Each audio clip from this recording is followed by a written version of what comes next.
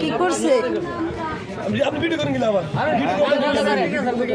না গরব গরব ভিডিও কোন দরকার না ভিডিও আমরা বুঝে বুঝে আমরা ভিডিও করছেন একবার বাড়িয়াল করে তো সমস্যা কি ভিডিও করেন না ভিডিও করেন কিছে আন্নাবি বলতে বাড়ি দে একটা বাড়ি আসে যারে মারে ভালো মতো কথা বলে